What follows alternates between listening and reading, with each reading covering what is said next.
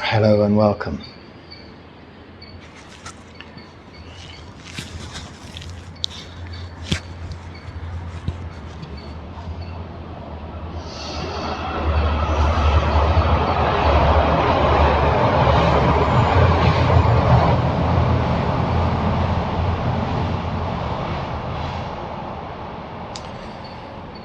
What is a Dharma talk?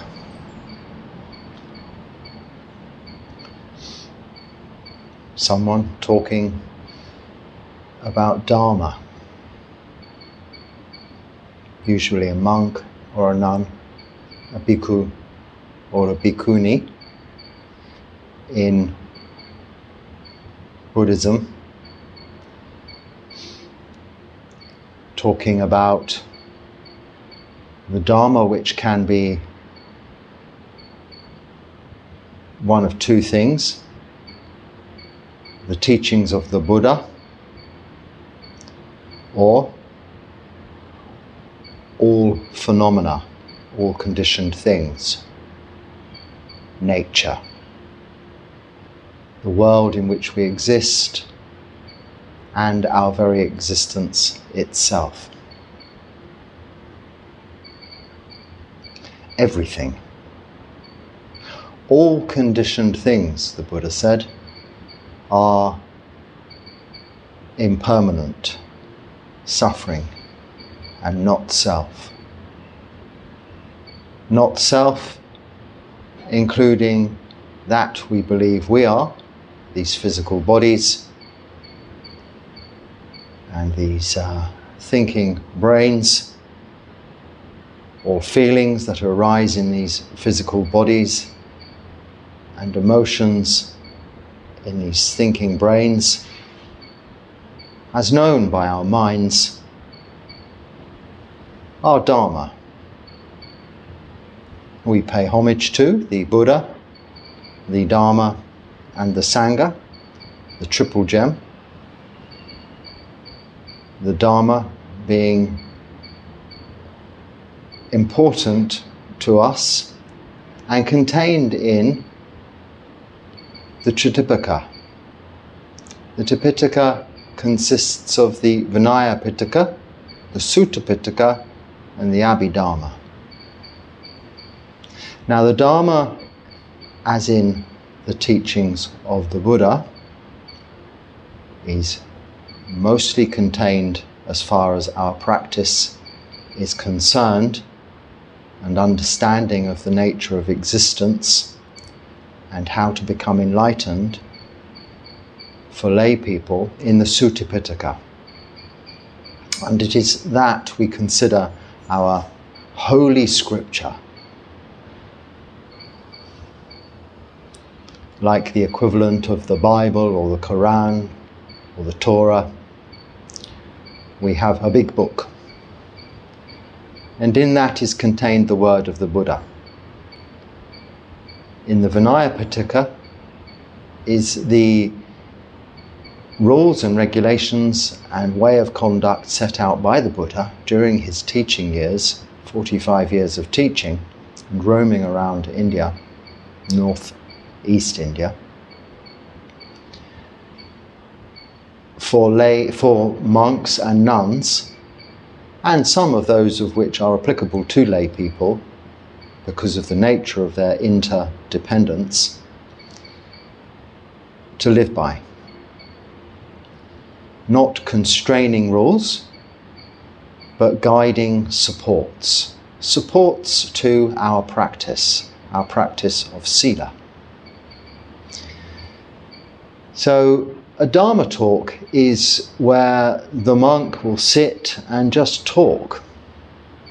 And actually, whether the monk is sitting and talking about what could be considered as sampapalapa, the weather, the conditions surrounding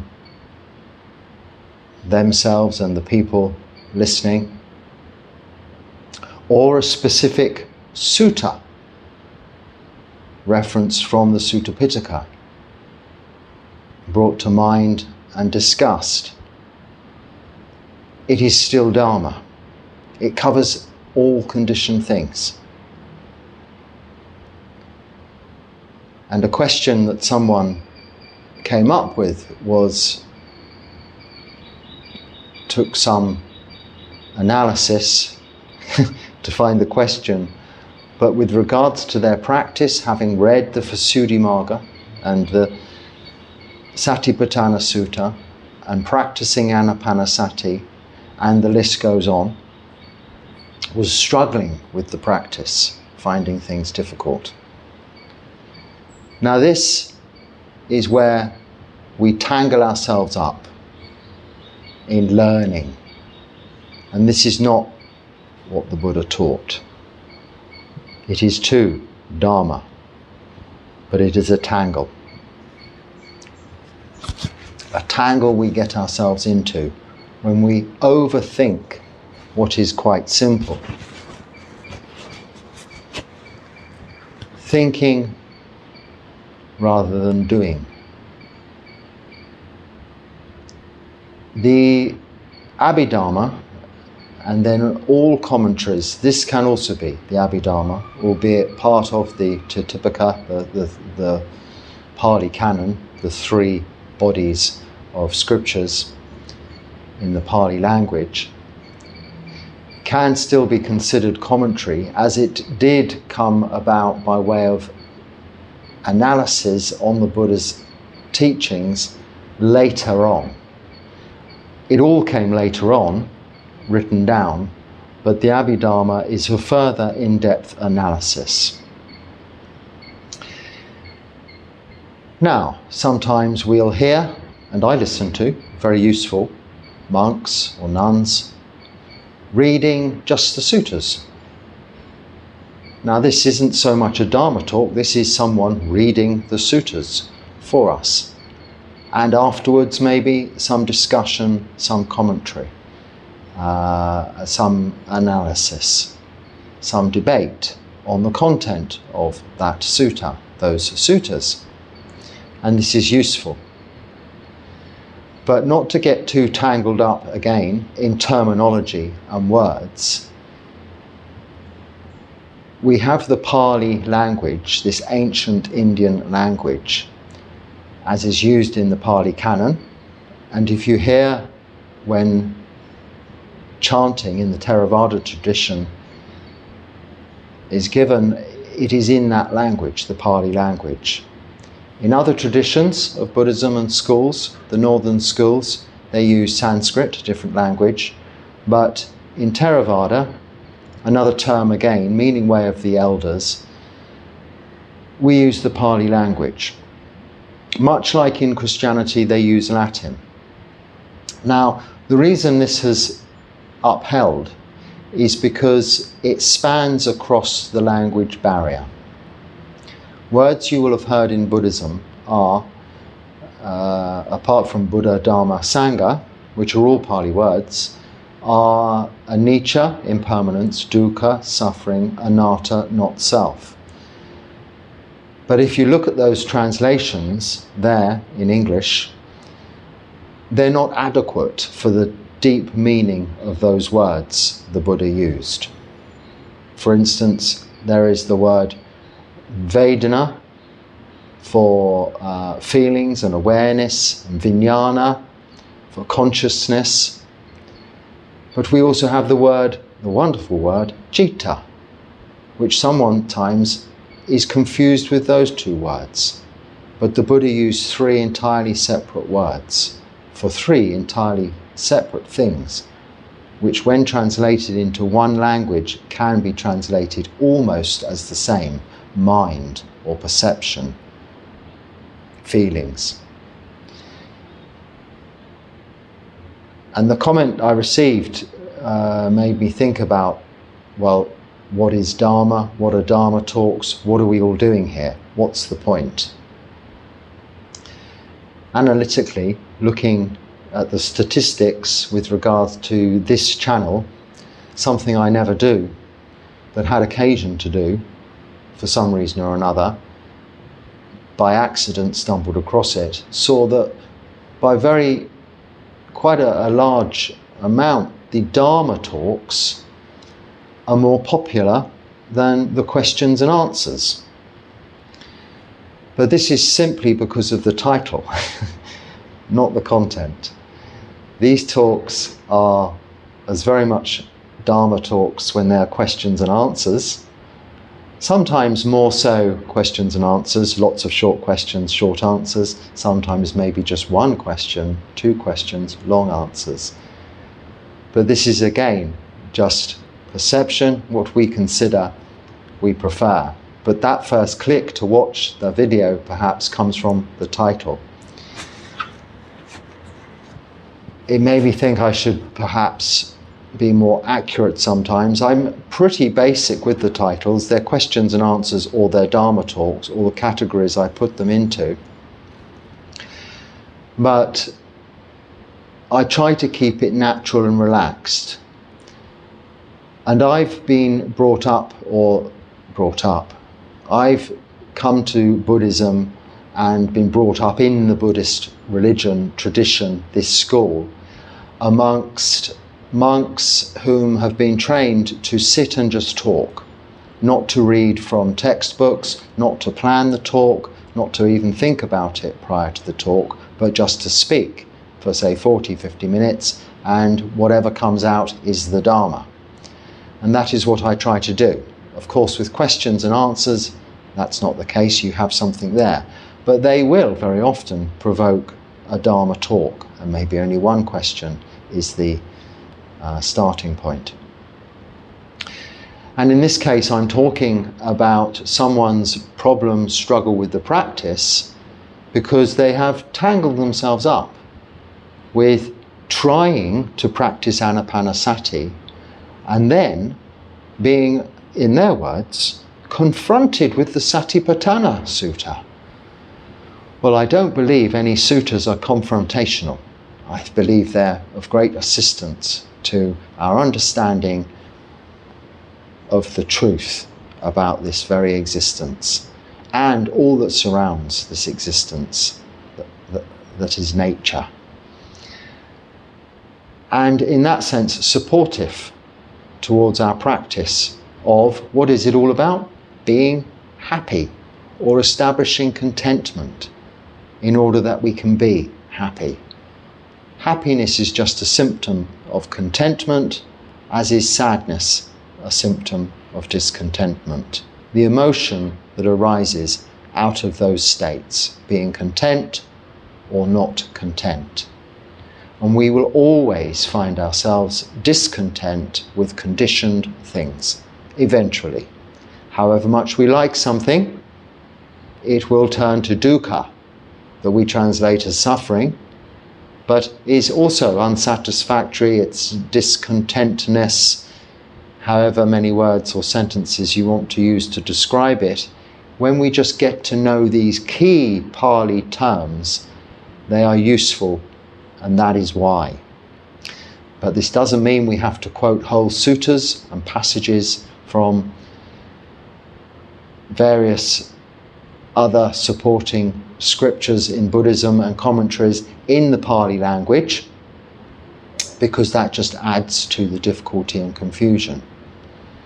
But taking the Satipatthana Sutta, which is really the basis of the Theravada Buddha practice into account here, with its seemingly confrontational nature. And I think that maybe just simply, as you do say, and excuse yourself later on, you apologize for your English translation or your English. Please don't ever apologize for your English. I can understand it, and I speak no other languages, so I'm in awe of people that do.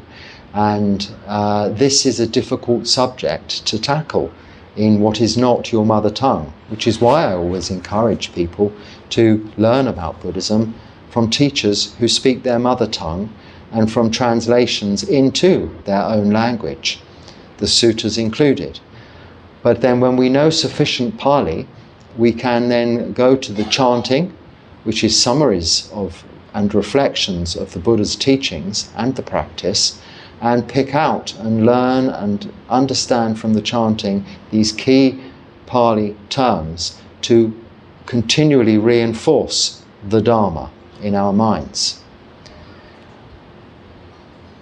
I usually have a tendency, it's only natural when saying a Pali term, to immediately translate it into, as best I can, the English translation, even for the ones that are common. And it is said in this comment also that your struggle is coming where you feel you've got to a certain point in your practice and it isn't going any further. And is there something deeper that isn't discussed here when I'm discussing and talking about meditation or giving guided meditation that a more advanced level may be privy to, and you feel I may be excluding because of the large audience? Well, the audience is not so large, it is not that large, and in fact I don't exclude anything. I include everything that I am experiencing without any assumption to anybody's pre-understanding of Buddhism.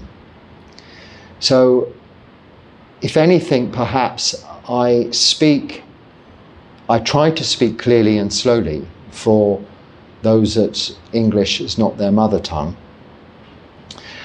but also as simply as possible, because not to sound patronizing, but the subject matter is relatively simple, and when one, I'll put it this way, waffles on or adds in lots of unnecessary complicated terminology, there you go, complicated terminology is an example. I could just say, making it sound more difficult, just say what it is.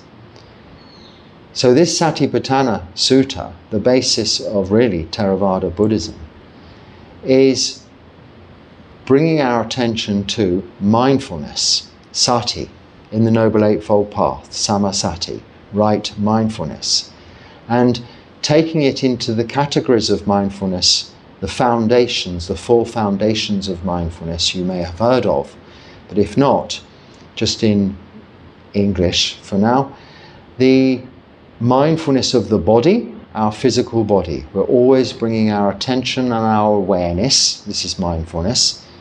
It really, sati means recollection, but in more depths it means reminding ourselves, recalling to come back to awareness, seeing clearly the nature of, in this case, kaya, kaya sati, mindfulness of the body. The physical feelings and nature of the body as it is.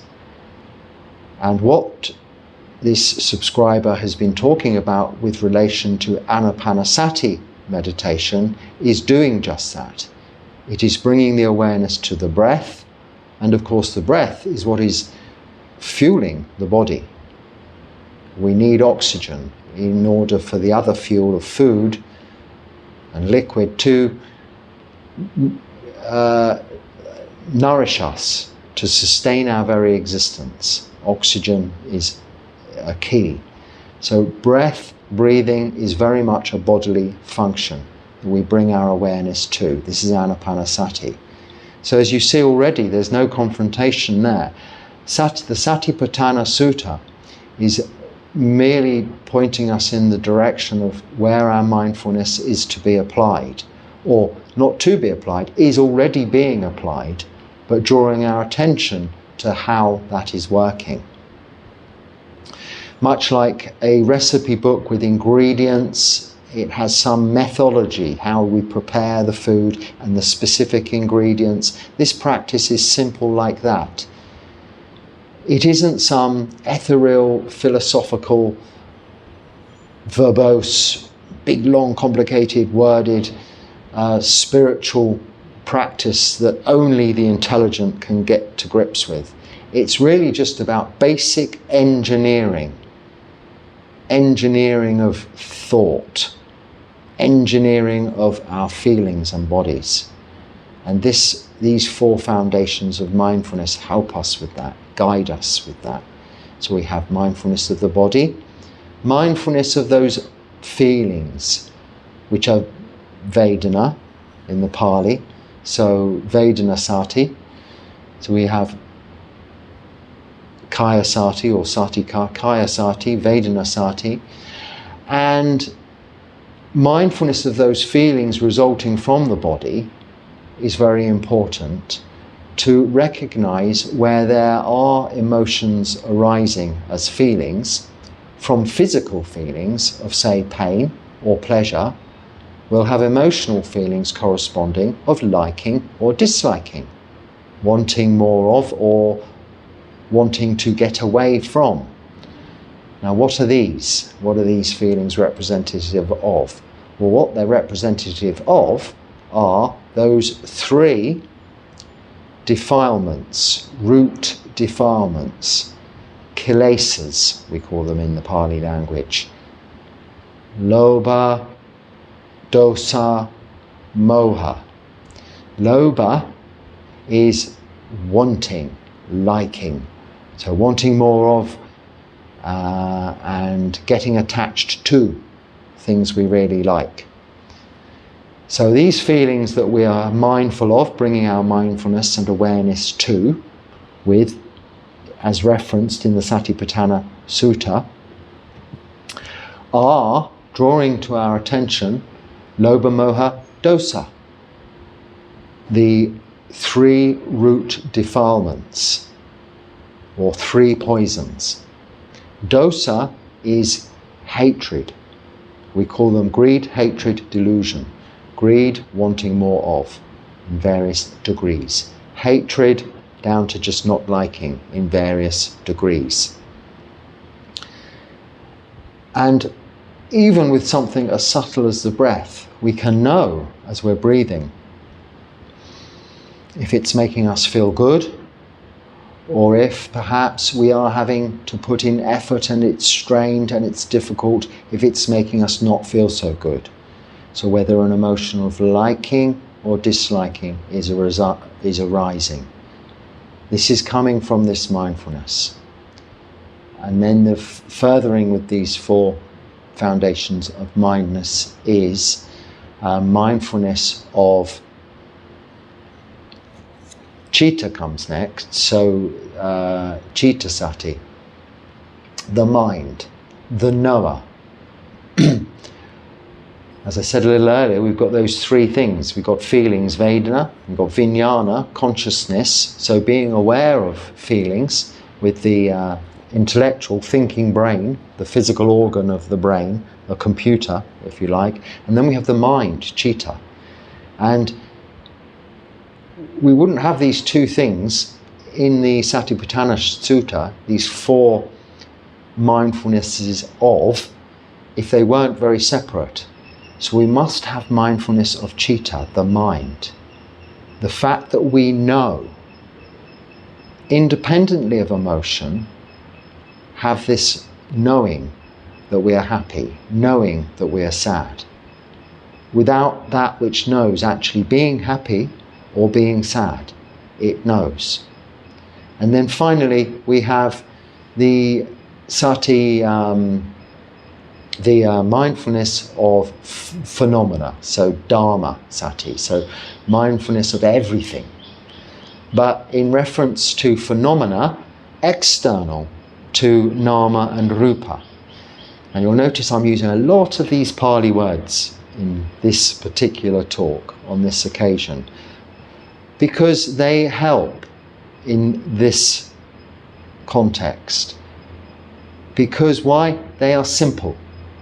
So Nama is aspects of our aggregate nature, the components that we're made up of. So I won't explain them again. Go back to the last video, a recent video, about the 5 khandhas, or 5 aggregates, 5 khandhas. Khandhas, the heaps of which we're made, including what I've used, these Pali words, these different aspects of our makeup, and see that of those, most of them are mind or brain, physical brain generated, and these are Nama, as well as Rupa from the body, the feelings, the physical feelings. Everything with regards to this person that we think we are is just Nama Rupa. It isn't actually anything. All that is anything is the citta, that is the knower of that. Externally are all phenomena. Heat, cold, light, dark, hard, soft. Everything we experience through seeing, hearing, smelling, tasting, touching, feeling, and then we think about is phenomena. So this is the 4th foundation of mindfulness.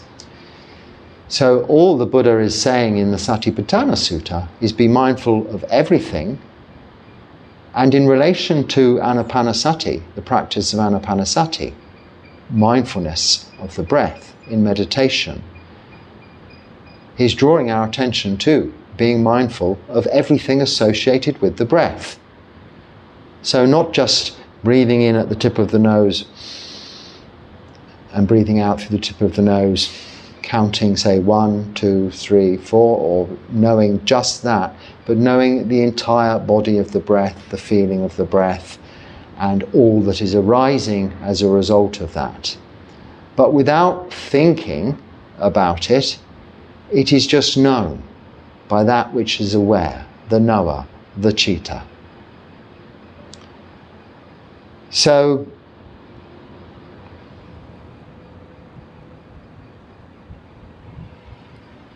in that context, using Pali terminology, Pali words to describe key things that we reference regularly in Buddhism, it is often necessary to use those words. It simplifies it.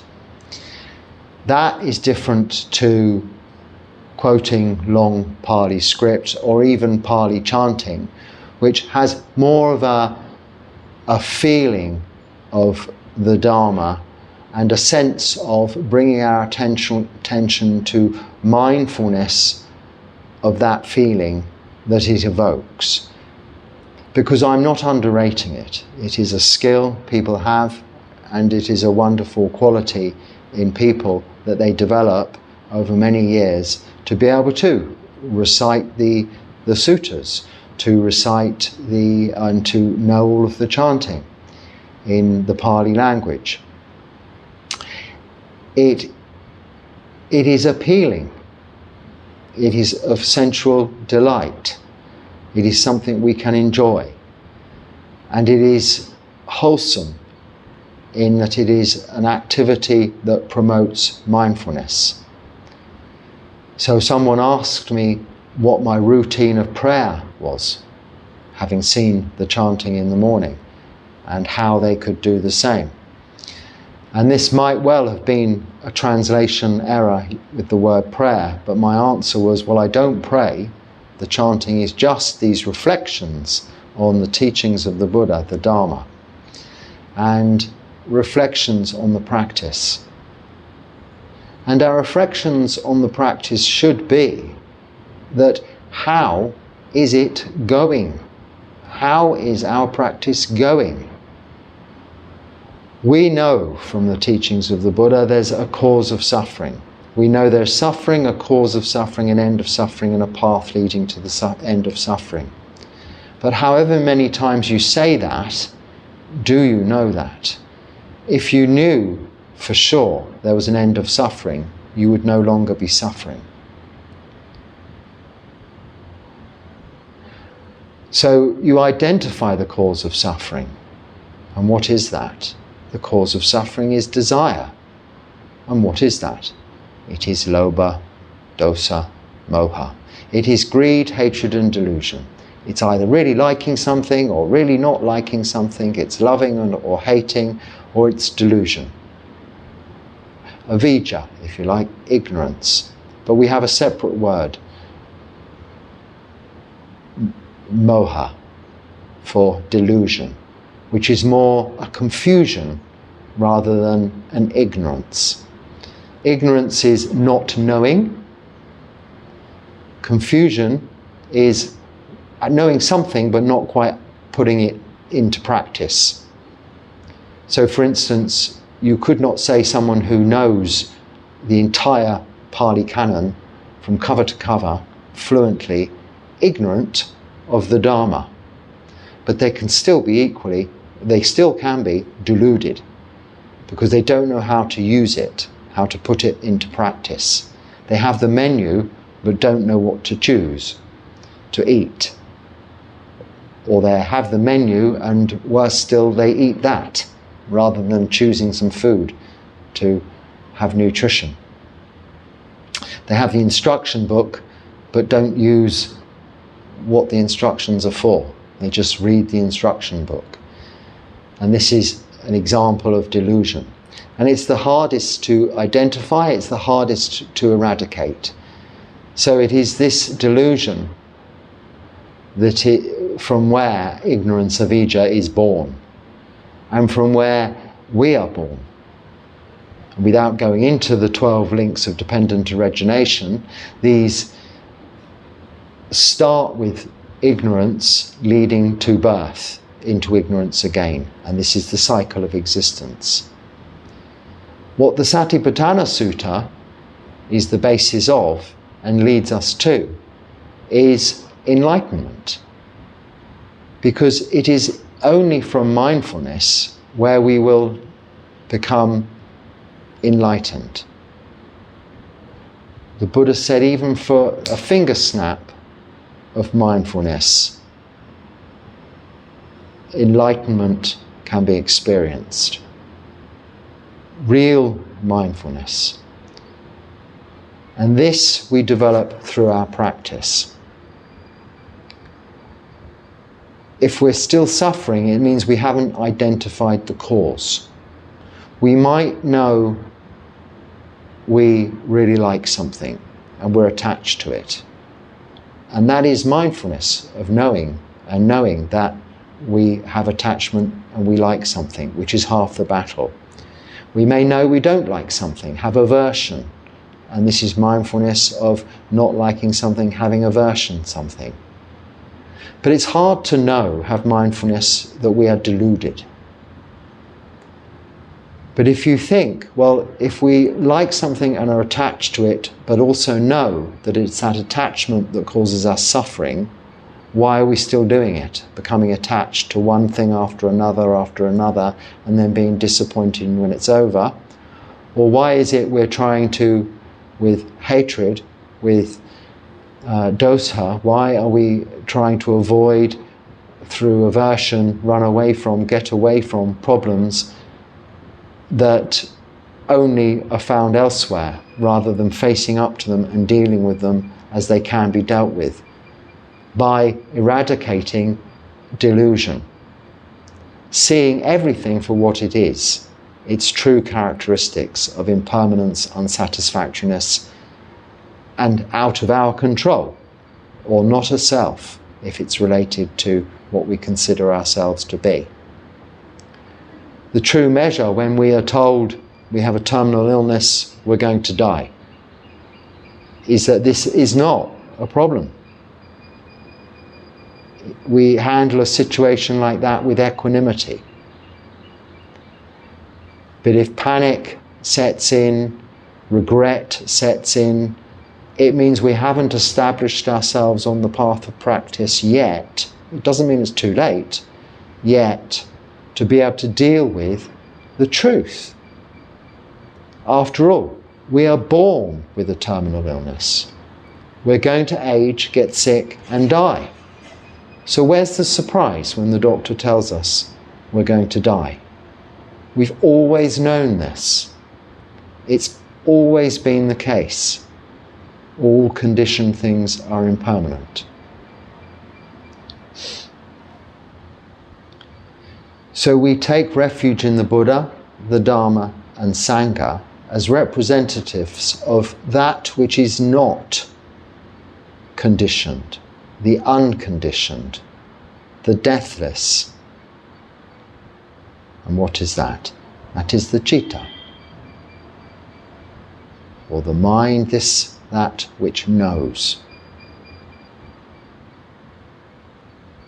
Pure conscious awareness, bright and free from suffering.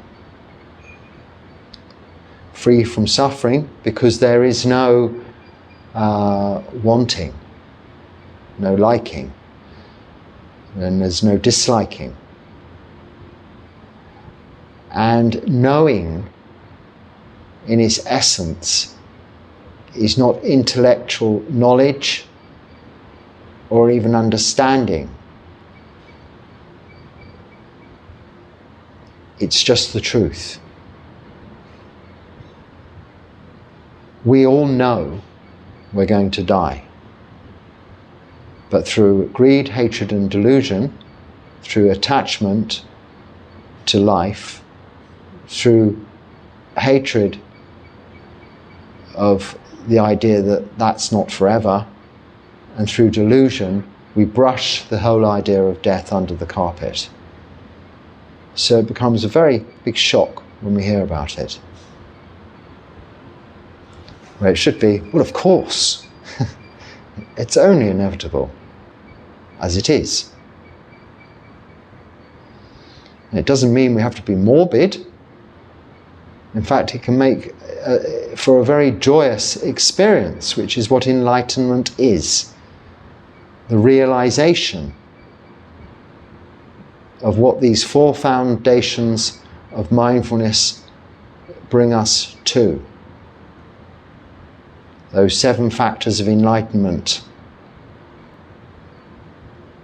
Mindfulness, awareness, feelings, energy, calmness, peace, tranquility. All of these wonderful aspects that we can experience often whilst meditating, but we can have all of the time because we've cut those fetters, those ties, those attachments to what is not real, what is conditioned as a result of these khandhas.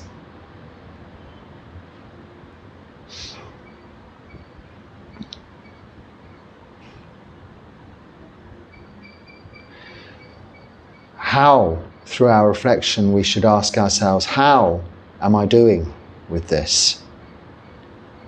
And this is what Dharma talks are about.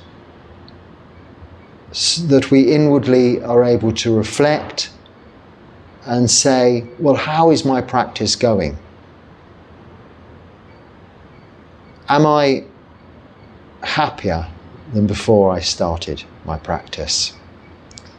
This is just bringing your attention to the symptom of the development of contentment. And contentment really is what we are looking for. Because contentment is recognition that there is the truth and that is it. Anything we get that we can still have pleasure in, physically and mentally enjoy, are a bonus, are optional extras. Or with regards to the menu, they are the accompaniments, the spices or the condiments, the sauces and extras we have, or even the seasoning, the salt and pepper we put on top. But what is the real body of the truth is that we can be content with so very, very little. And if this isn't being recognized after some time of practice, and not long, I mean by some time, not long at all, it is because you're not practicing. It is because we are not practicing. And the Dharma is what our practice is: moral virtue, sila, meditation, samadhi, and wisdom, panya. Developing wholesome mind states, reducing unwholesome mind states by engaging in all of our activities in wholesome activities, generosity, kindness to others, even intellectual study if it's of use to you. Wholesome activities as opposed to perhaps unwholesome activities, which I won't list, you can think of some.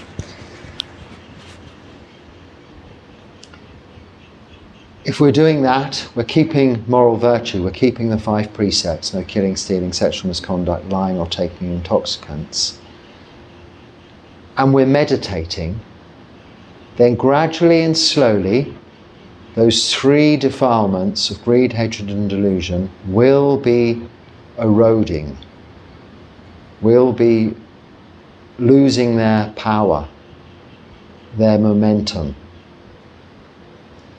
And you will be more easily finding contentment in less. But if you're not keeping one of the precepts, or you're not meditating, then this won't happen. The Buddha didn't just say, here's the menu. There's keeping precepts, there's meditation, and there's developing wisdom. Pick one. You can do that, and that's better than nothing. You can do 2, it's better than nothing. But these aren't beliefs or magical practices. They're just his way of identifying what we're all doing anyway. And if we're not meditating, we're choosing not to meditate, or we didn't know anything about meditation. So it's always there. It's just it's not chosen. It's always an option. What is meditation? Well, it's just sitting doing nothing. And ultimately, eventually, in fact, quite soon on in the practice, it is really enjoying that. Coming to enjoy, being able to just sit for a moment, and it doesn't take long, and allowing your body to settle so that it can without drive, without trying, it can just naturally relax. And to, with a little time, allow the mind to just settle. And it will naturally become calm. There may be thinking still going on. But that which knows you're thinking can see clearly that that thinking is going on. And if you don't add stimuli to that thinking, you come back instead to your meditation object of the breath, as in anapanasati. Eventually the thinking will slow down also. Until such a time as you come to sit, your thinking will almost immediately come to rest and allow your mind to be calm with tranquility. But you cannot expect this to happen if you don't every day sit down and meditate. Going on a 14-day course once a year, or even once a month, so half the month, and then doing nothing else about meditation for the rest of the time, might again help a little bit. It's better than doing nothing. But it isn't what the Buddha teaches us. Listening to Dharma talks, is useful. Not if it is stirring up a lot of questions and thought. It should be relaxing, just confirming what is the truth. Even us travelling monks have to sit and listen to hours on end sometimes of Dharma talks in a language we don't know, Thai or Hindi or Sinhalese maybe, whatever. It's still nourishing to sit and listen to the Dharma.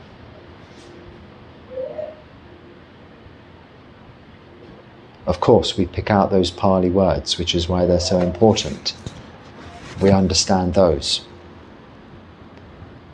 And like the suttas, the many suttas there are,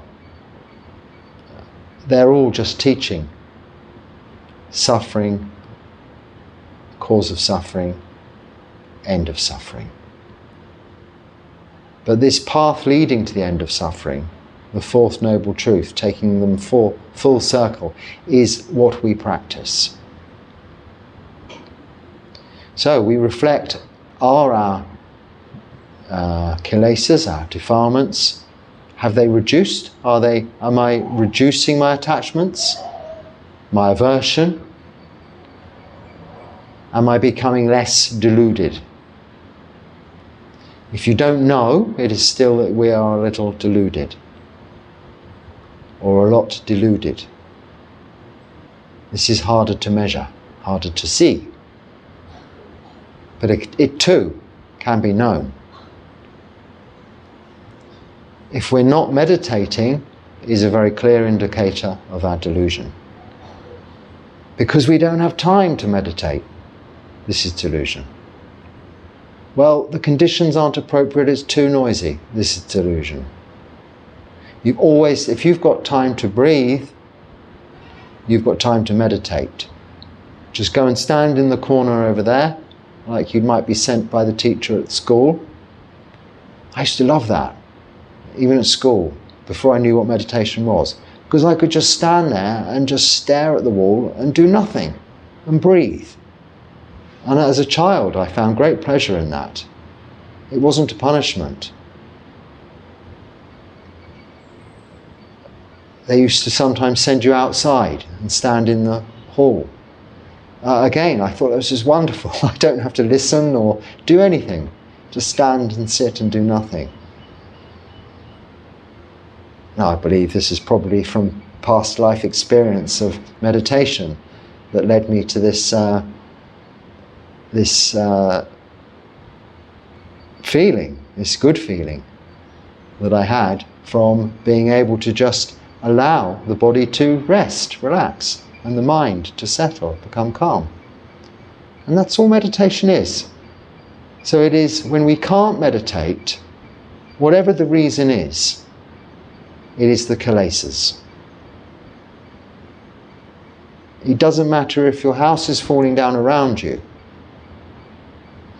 Even for a moment, you can take a breath. This is meditation. But if the house is falling down around you, there's nothing you can do. Step outside, find a safe place, sit, wait for the emergency services to arrive, and whilst you're doing that, don't worry about what you're going to do next, the future.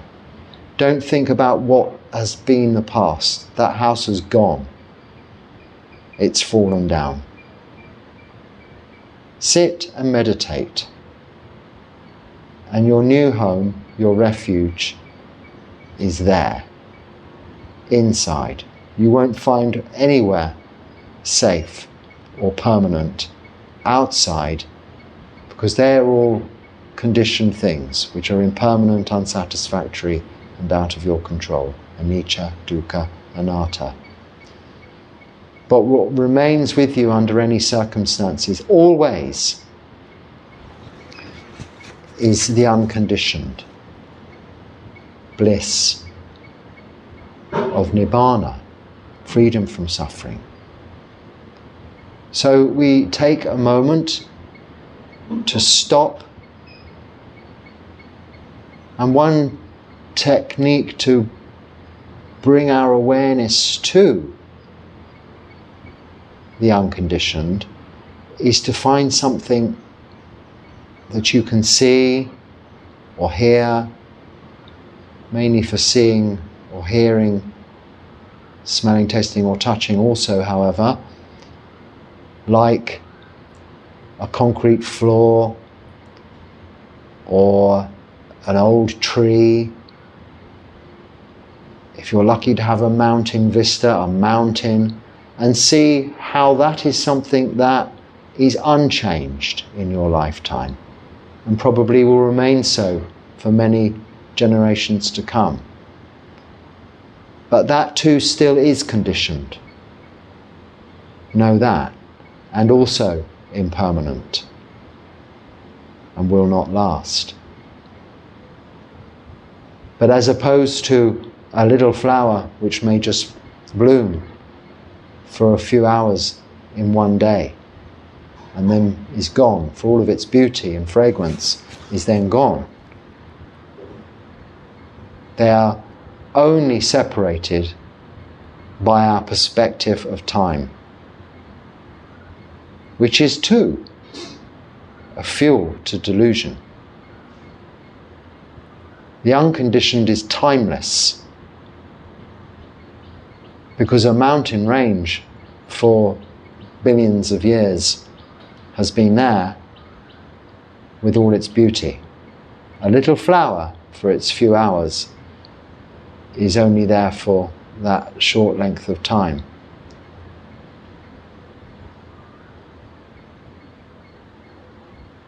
But that short length of time is a long time for a tiny little insect living off the flower that doesn't live very long, but a short time for a big elephant thundering through the jungle that lives for many, many years. So even time is a conditioned thing and not part of the unconditioned, which is nibbana. And it is only there that we will find freedom from suffering.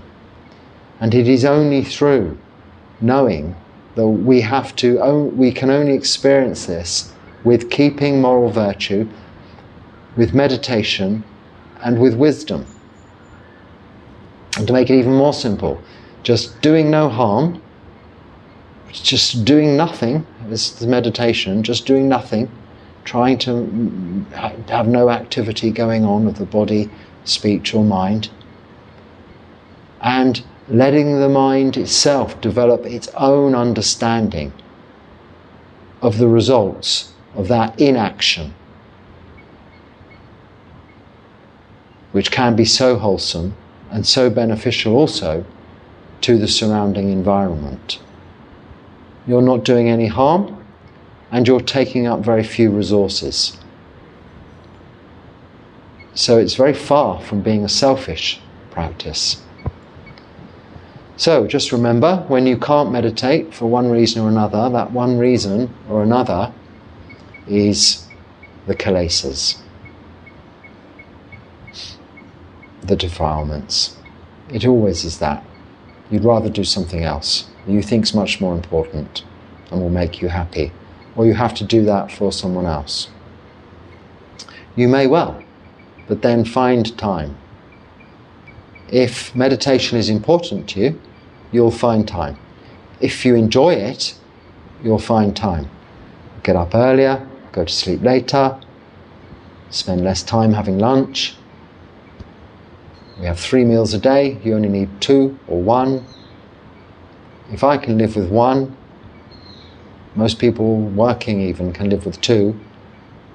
And my life is by far from that sedentary. I have to walk a long way just to get that food, and there's quite a bit of getting up and down, and even when meditating for many hours, it's you're not sort of laying around on comfortable sofas taking it easy. We're taking it easy by unconditioned ways, without the need for soft sofas. This concrete floor is my furniture, because I'm not attached to soft furnishings in any respect. It's unnecessary. One can find the comfort inside. Even that kind of comfort of a physical nature can be derived from seeing clearly through this wisdom we have developed, the unconditioned, the deathless. So I think on that note I should bring this monk talking about Dharma to an end. And thank you for watching. Please watch all of the talks, whether they're questions and answers or Dharma talks, because often the questions and answers talks contain, well, they all only contain Dharma. And that is all that is spoken about on this channel. And hopefully that is of some use to you. And if it is, please use it. If not, just let it go and don't let it worry you. But come back again, because every time it's different. Thank you for watching. Be happy and stay well. Sukhi Hotu.